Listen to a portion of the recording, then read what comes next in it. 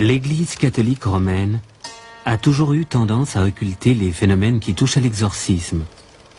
À plus forte raison, le clergé n'a jamais autorisé qu'un exorcisme fait par l'un de ses membres soit filmé. Pour la première fois, une séance d'un grand exorcisme, pratiquée par un exorciste officiel, le Père Mathieu, a fait l'objet d'un document filmé.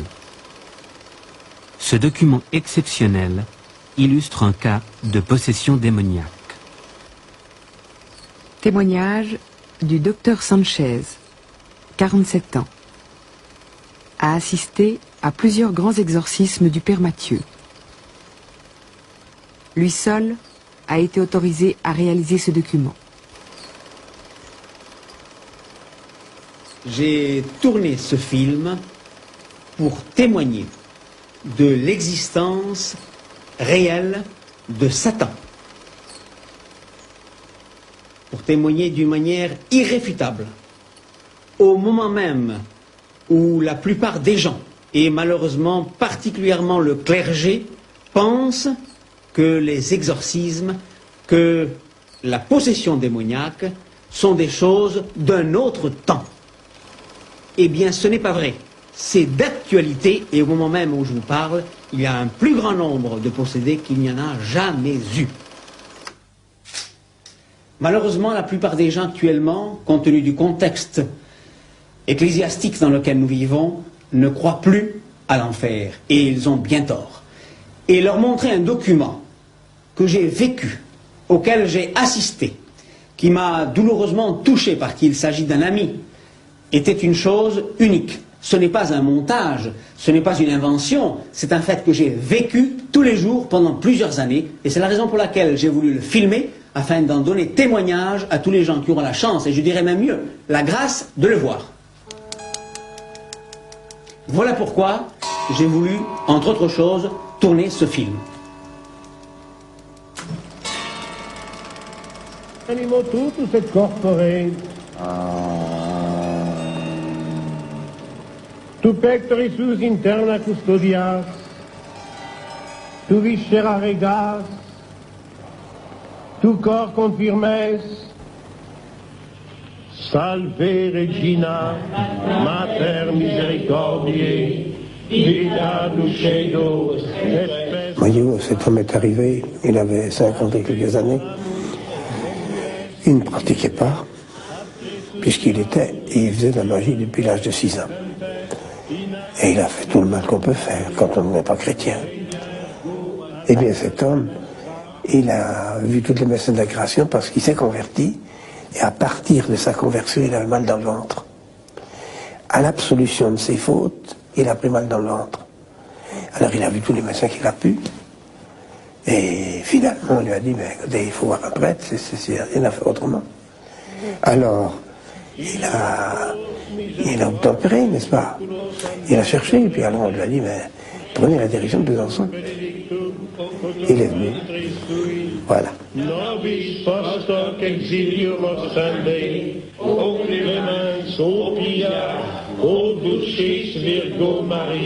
Toi, tu m'as eu raconté son histoire. Je n'ai pas hésité pour penser qu'il était possédé. Ça ne pourrait pas. Alors, j'ai commencé les exorcismes. Et ça s'est avéré au bout d'au moins 20 exorcismes avant que Satan se dévoile.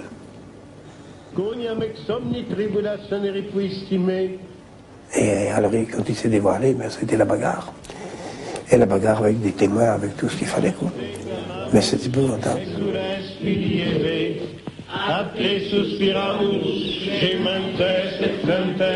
Inac lacrimarum valle, potestate mitagite in genam, regna ergo advocata nostra, illos tuos misericordes oculos a nos, omnem virtutem inimici, et nihil vobis nocebit.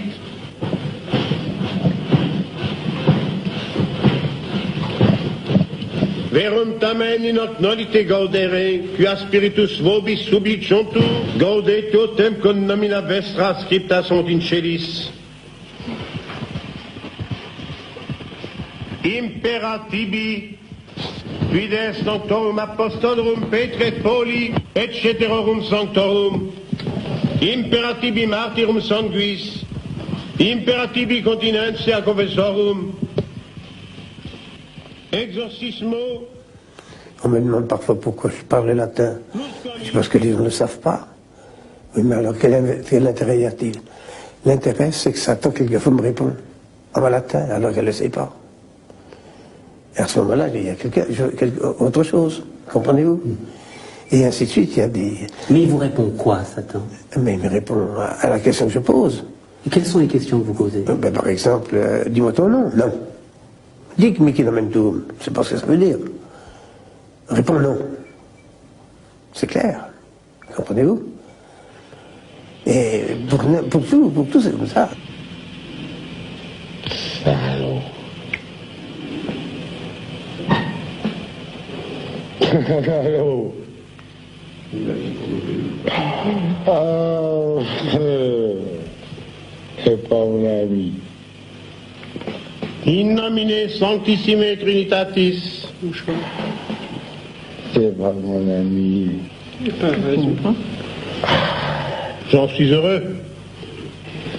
In nomine sanctissime Trinitatis. J'ai une religieuse comme m'avait envoyé un évêque,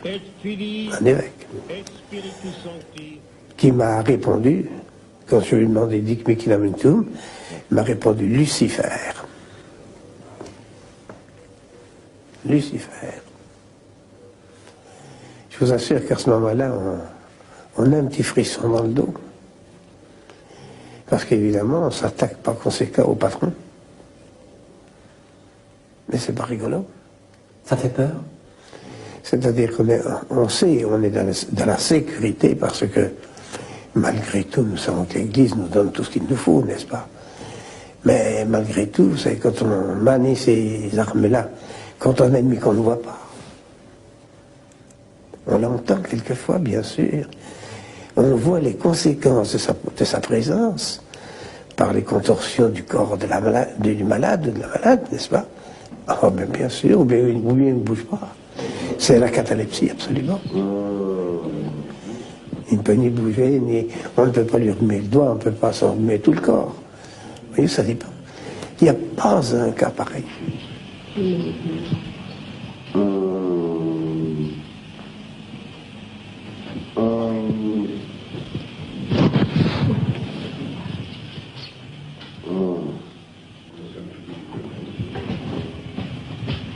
Venez maintenant sous les chirurgies, en face des genoux, de l'autre côté des genoux, pour voir si les jambes plient. C'est la table qui s'en va. C'est la table qui monte. C'est la table qui monte.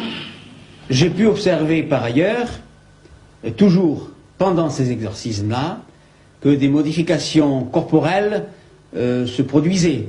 Par exemple, les muscles n'étaient plus des muscles, c'était de la pierre. Je n'enlève qu'un à la fois et les deux qui viennent ensemble. Et cet état-là était en relation directe avec l'exorcisme et pas autre chose, puisque lorsque l'exorcisme était terminé, il redevenait un homme normal, ou en tout cas apparemment normal, comme tout le monde. Notre-Dame de Fatima, viens à notre secours. Les sangles que vous voyez, et qui sont extrêmement robustes puisqu'il s'agit de cuir et qu'il a 3 mm d'épaisseur, sont là de manière à contrecarrer l'action explosive du démon. Pendant l'exorcisme, en effet, le possédé que vous voyez là a une force absolument surhumaine, à tel point que plusieurs hommes n'arrivent pas à le maîtriser sur cette table. Pour cette raison, les sangles sont destinés à l'y maintenir. Voilà pourquoi il est sanglé. Et il est sanglé aussi parce que on craint que certains gestes inattendus puissent blesser aussi l'entourage. Ce n'est pas à écarter. Sors de cet homme. Sors de cet homme. Je te l'ordonne au nom du Christ. Sors de cet homme. In nomine Patris et Filii et Spiritus Mon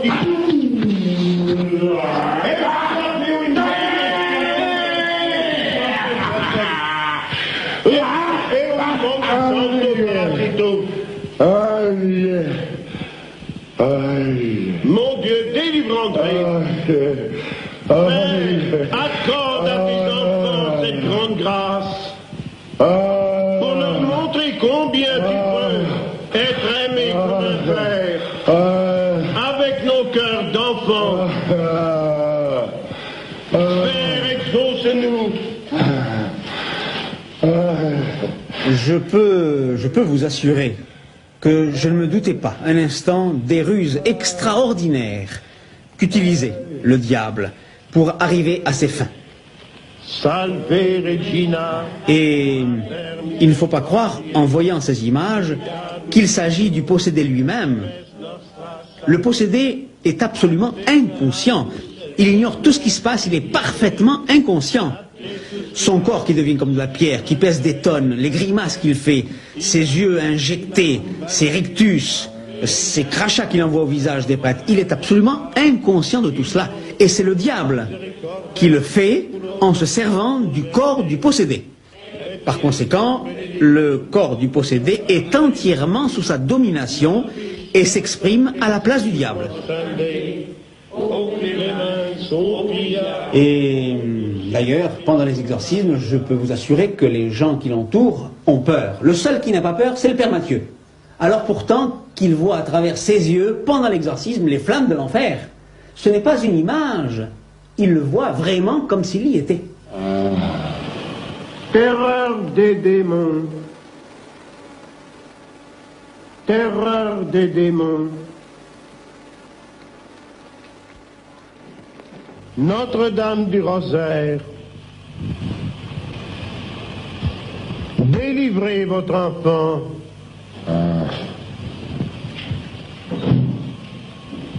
Chassez Satan du corps de votre enfant.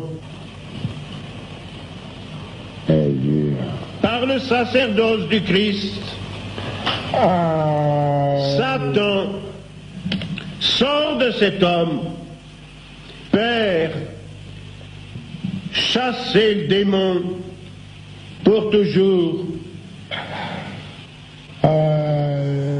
Repousser en enfer Satan et les autres esprits mauvais qui errent dans le monde pour perdre les âmes.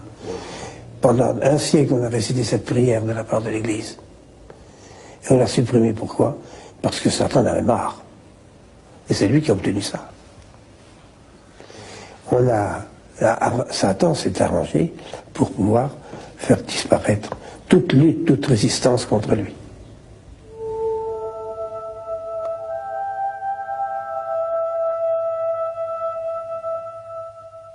La plus belle ruse du diable est de vous persuader qu'il n'existe pas, soulignait Baudelaire.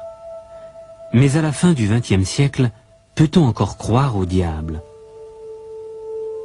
Une question d'actualité, à un moment où l'on assiste à un regain d'intérêt pour les sciences occultes et la parapsychologie.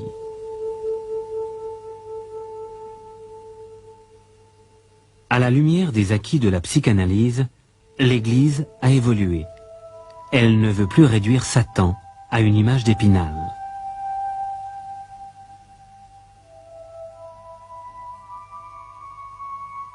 Pourtant, l'Église catholique continue à nommer secrètement des exorcistes officiels, même s'ils sont de moins en moins nombreux. Parce qu'on ne veut pas faire du mal à Satan. Ou plus exactement, on n'y croit plus. Alors on ne se bat pas contre celui qu'on ne connaît pas. C'est pas possible ça. C'est peut-être pour ça qu'il fait tant de mal. Oui. Mais vous, Père Mathieu, vous l'avez rencontré, Satan? Oui. Je peux le dire. Je peux le dire. Quelle impression ça fait? Ça ne fait pas rire. Mais d'un autre côté, il ne faut pas avoir peur. Car un enfant qui ne quitte pas sa mère peut être défendu par elle comme si c'était une lionne qui défend son petit. La Sainte Vierge défend son enfant. Dans l'exorcisme, si on est en règle, on ne doit pas avoir peur, on ne peut pas avoir peur, car tout de même, il y a l'amour divin entre Satan et l'enfant que nous sommes. Les anges.